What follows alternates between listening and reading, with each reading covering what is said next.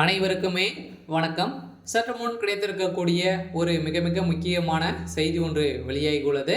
சற்று முன் பாலியல் விவகாரத்தில் திமுக அமைச்சருக்கு 7 ஆண்டு சிறை தண்டனை, இது மாதிரி பார்த்தீங்கன்னா இப்போ செய்திகள் வெளியாயிருக்கு. இப்போ பேரவை கூட்டத்தில் பார்த்தீங்கன்னா இந்த விஷயங்கள் பார்த்தீங்கன்னா தீவிரமாக பேசப்பட்டு வரும் நிலையில் தான் பார்த்தீங்கன்னா இப்போ அமைச்சர் சுப்பிரமணியன் அவர்களுக்கு பார்த்தீங்கன்னா 7 ஆண்டு சிறை தண்டனை வழங்கறதுக்கான அனைத்து ஏற்பாடுகளும் நடந்திருக்கு.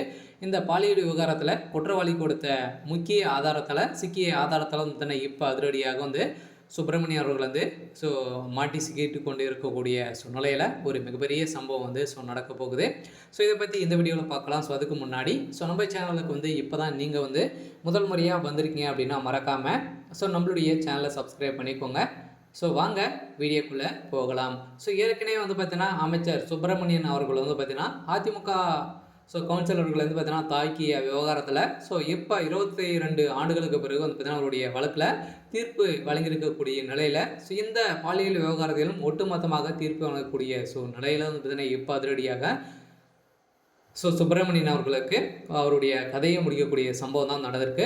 இருந்தாலும் அண்ணாமலை பல்கலைக்கழகத்தில் நடந்த சம்பவத்திற்கு இவருக்கும் நெருங்கிய தொடர்புகள் இருக்குது. இந்த வீடியோக்கள் அனைத்தையுமே பார்த்தீங்கன்னா வீடியோ காலமாக பார்த்து என்ஜாய் பண்ணியிருக்கக்கூடிய நிலையில் தான் பார்த்தீங்கன்னா இப்போ அமைச்சர் சுப்பிரமணியன் அவர்கள் சிக்கியிருக்காரு. அதனால் 2022 சென்னை மாநகராட்சியின் மாமன்ற கூட்டத்தில் அதிமுக கவுன்சிலரை தாக்கியதாகவும் பொது சொத்துக்கு சேதம் விளைவித்ததாகவும் அமைச்சர் சுப்பிரமணியன் மீது பார்த்தீங்கன்னா உள்ளிட்ட 7 பேர் மீது வழக்கு கொண்டிருந்தாங்க.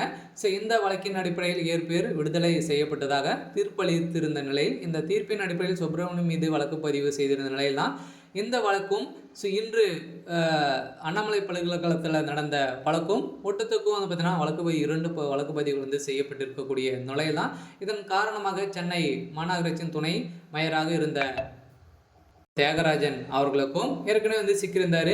இந்த விஷயத்தில் இப்போ அமைச்சர் சுப்பிரமணியன் அவர்களுக்கு 7 ஆண்டு நீதிமன்றம் பார்த்தீங்கன்னா விதிக்க போகிறதாக ஒரு செய்தி வெளியாக இருக்குது. இருந்தாலும் இந்த வழக்கை பொறுத்தளவுக்கு பார்த்தீங்கன்னா நீதிமன்றமே தாமாக முன் இது விசாரணைக்கு எடுத்துக்கொள்ளப்பட்டு இருக்கக்கூடிய சூழ்நிலையெல்லாம் திமுகவுடைய தலைமையகம் இதற்கு உறுதுணையாக தான் செயல்பட்டு வருது அப்படின்ற மாதிரி அனைத்து எதிர்கட்சிகளும் புகார்கள் தெரிவித்துட்டு வரும் நிலையில் பார்த்தீங்கன்னா இப்போ இந்த விவகாரத்தில் அமைச்சர் சுப்பிரமணியன் அவர்கள் விசாரணை உட்பட்டு இருக்கக்கூடிய நிலையில் ஏற்கனவே ஞானேஸ்வர் அவர்கள் பார்த்தீங்கன்னா அவருக்கு குண்டால் கேஸ் பாய்ந்திருக்கக்கூடிய நிலையில் இந்த குண்டால் கேஸ் அடிப்படையில் பார்த்தீங்கன்னா இப்போ அதிரடியாக சுப்பிரமணியன் அவர்களுக்கும் பயப்போகுது. அதனால் இப்போ அவருக்கு 7 ஆண்டு சிறை தண்டனையும் காத்துட்டு இருக்குது. அதனால் திமுக இருக்கக்கூடிய முக்கிய புள்ளிகளும் சிக்கத்துக்கான வாய்ப்பு இருக்குது. இருந்தாலும் என்ன நடக்குது அப்படின்றத வெயிட் பண்ணி பார்க்கலாம்.